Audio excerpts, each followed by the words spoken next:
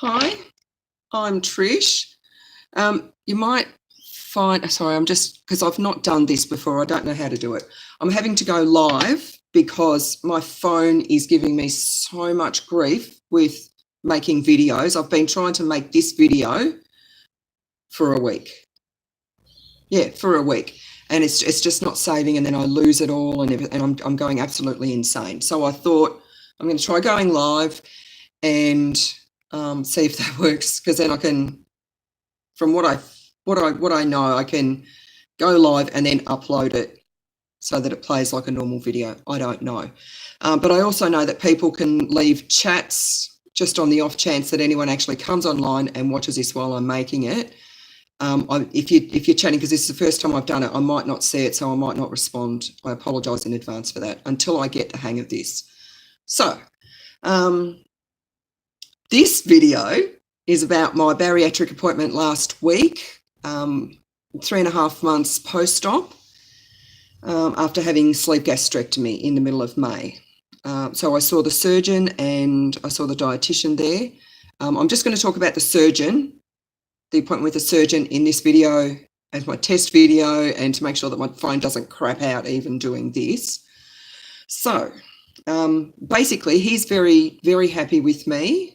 I'm not. I, at that stage, had lost, I think, about 24, 25 kilos, something like that, which is really, really good for 3.5 months.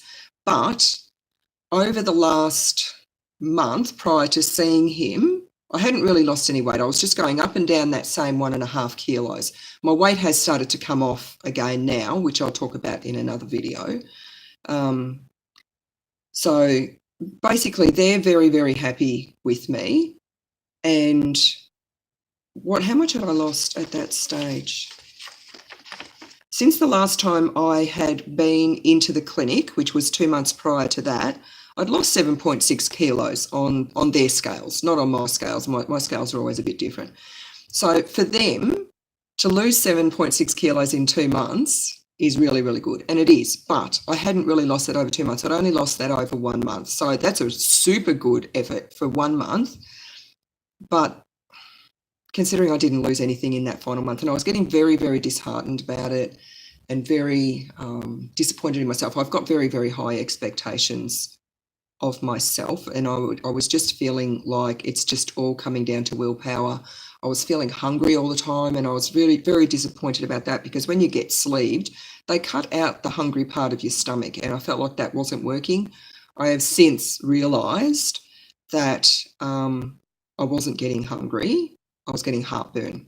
So now, because I was like finishing a meal and still hungry, and that just shouldn't be the case. So now, if I get hungry, and I know I shouldn't be, like it hasn't been at least 2 hours since I've eaten my last meal, or I've just finished a meal, I have a couple of Rennies or a couple of quickies, and the hunger goes away. So I've fixed that problem. That I did speak to him about that, because I'm still getting reflux and I'm still getting heartburn. It's actually worse than it was before I got sleeved. I'm having to take Pariat every day. I take it at night time because the reflux is waking me up in the middle of the night and I'm choking. Not every night, but you know, that even if that only happens once a month, that's once a month too often. It's terrifying when it happens. To keep that at bay, I need to take 2 Pariat every day, one in the morning, one at night, and I refuse to do that because Pariat taken long term is very bad for you. It just even in the short term, because it reduces the stomach acid, it interferes with your body's ability to be able to absorb protein, and protein is key for weight loss. Plus, I've also read studies that say that long-term, very long-term use, like more than 10 years use of Pariat, makes you more susceptible to cancer. And I can't remember which one it is, but I think it was stomach cancer. No one wants stomach cancer.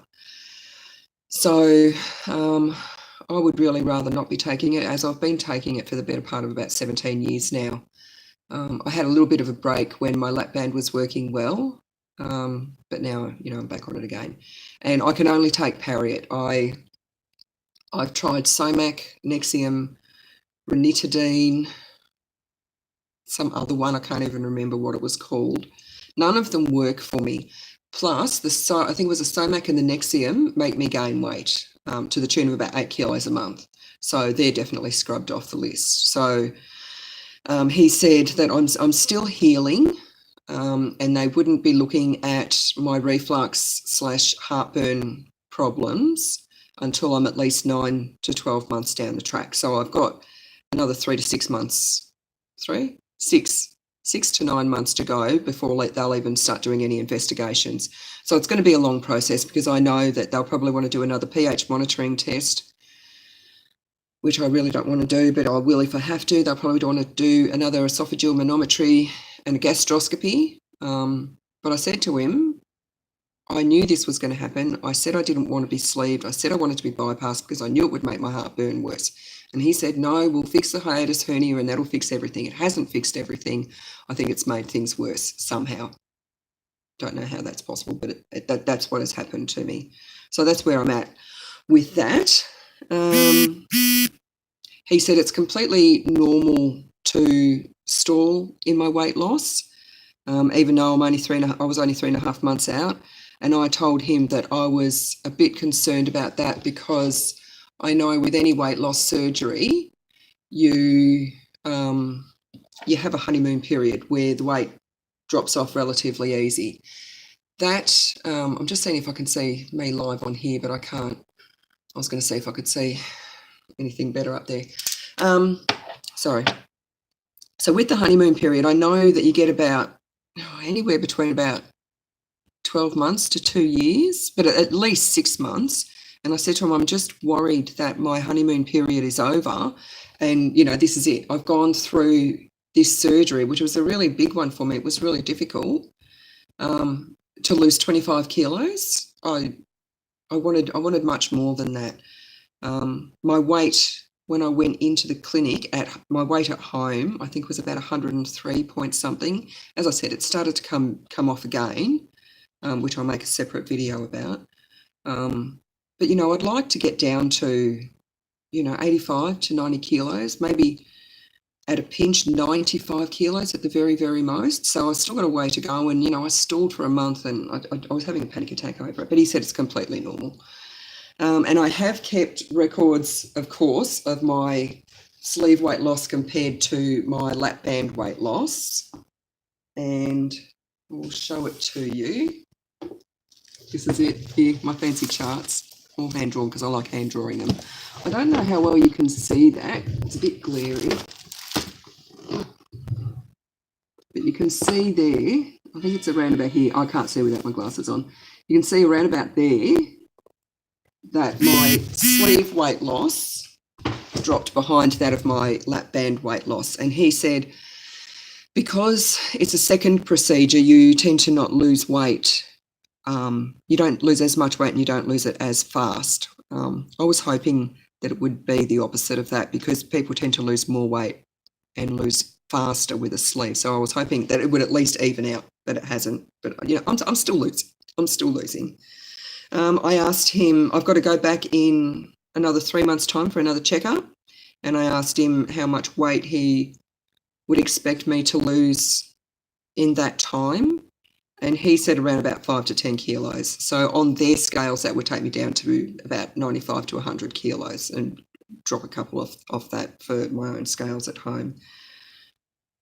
Seeing as my weight loss has started off again, I think that's doable. In 3 months, certainly, I think at least 5 kilos is doable. He asked me if I felt that the sleeve was better than the lap band in terms of better and easier to live with, like lifestyle-wise. And I said to him, absolutely, 1,000,000% yes. I've only vomited once since I've been sleeved, and that was in the early days. I think I ate too fast and I ate too much, and the pain was horrific. So it wasn't a spontaneous vomit. I made myself vomit to get rid of the pain, but that's the only vomit I've had. Whereas with the lap band, I was vomiting like all the time.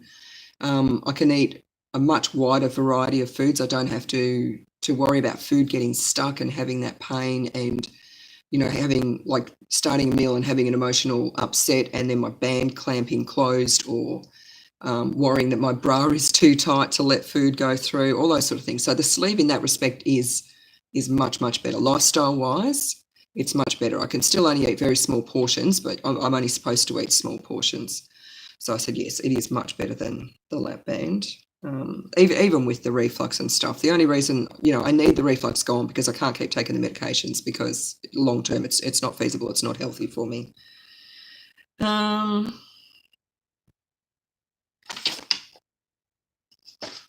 Oh yeah, and I said to him that, because I did talk to him about the willpower thing. I said to him, I feel that it's really just come down to willpower now.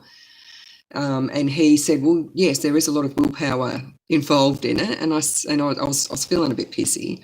And I said to him, well, if it's just willpower, why do you make me go through these surgeries when it's just all willpower? And he said, no, it's not all willpower, but you do need willpower to work with the weight loss surgeries. And he's right. I was just feeling pissy because, I very, very high expectations of myself. So I thought, okay. And I also said to him that I was glad I was seeing the dietitian, even though I don't get along with dietitians terribly well, because I was obviously doing something wrong. I don't believe it was just as simple as a stool. It's very easy to say, oh, I know I'm not eating too much, and I know I'm exercising, and I know I'm doing everything right. If you're doing everything right, I don't believe you'll stall for not for a month. You might stall for a week or two, but you won't stall for a month. So I said to him, I'm obviously doing something wrong, so it'll be good for me to check in with the dietitian and, run over what I'm eating, how much I'm eating, how I'm eating, when I'm eating, all that sort of thing. And then he went to give me the sugar speech, and like saying, well, don't eat, there's lots of added sugars in processed foods and blah, blah, blah. And I said to him, look, I'm all over the sugar. I'm a sugar Nazi, and I don't have any added sugar other than, it's near impossible to not have any added sugar. If I have rice cakes with banana and ricotta, I do put a tiny little drizzle of honey on that because honey is still sugar. I'll have a tiny little drizzle of that. Last night I made, sweet and sour pork. I make my own sweet and sour pork. I don't deep fry it, I shallow fry it. It's all very healthy. It's less than 300 calories a serve. But I do put a little bit of sugar in that because it's sweet and sour. But I think I put in, I don't know, like 2 teaspoons or a tablespoon of sugar or something that's spread over 3 serves. And if I do buy any kind of prepackaged foods, and when I say prepackaged foods, I mean things like yogurt and, oats and all those things. So I'm still buying whole foods. They're just in a packet. But I've also been buying these bottles of kombucha that are really, really, really yummy because I want the kombucha. I want the good fermentation in my tummy. But I read, because you can get all different sorts of kombuchas. I read the ingredients and I read like how many calories and how much carbs in it and how much added sugar. And I've got a rule for myself that if I buy anything like that, it has to have less than 5% added sugar. So that's less than 5 grams per 100 grams. And, like I had a choice with the kombucha between, I think it was 5.9 grams of carbs, which is basically sugars, in a 300 ml bottle, or less than 1 gram for the same size. So I picked the less carbs. So I'm very, very conscious of sugars. And I said to him, no, I eat fresh fruits, fresh veggies, fresh meat, fresh, dairy, eggs. I eat whole foods and, nuts and seeds and avocado and all that sort of stuff. So he said, oh, okay. And I said to him, and just on that note, on the diet guidelines that I was given from the dietitian from this hospital before I left to go home after my sleeve, there is so much sugar in there. There's, like they've got fruit on that list. That's just sugar yogurt. And they've got that, you can have a Milo every night after dinner. And he just, his eyebrows went up and he's like, what? And I said, yeah, telling a fat person that they can have a Milo every night before, like after dinner, it's a red rag to a bull. We all know how we drink Milo. It's not one sensible teaspoon in, a cup of hot water with a little bit of milk in the top. It's, half a cup of Milo and you mix it to a paste and then top it up with milk. we didn't get fat drinking sensible Milo. We got fat like going whole hog on the Milo, and to put something like that on a diet list for someone who is battling their weight, like a very often a lifelong battle, I don't think it's not healthy. I want to work to get the system changed and get proper whole foods put on that list. And I might actually make a video just talking about, if I can find it, I've probably thrown it out and discussed. If I can find that list, I'll make another video about that as well.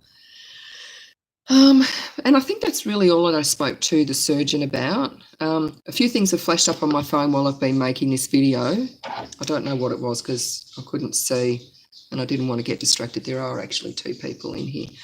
So I apologise if you've said anything. I haven't seen anything. I've seen things flash up, but I thought it was just notifications from Instagram.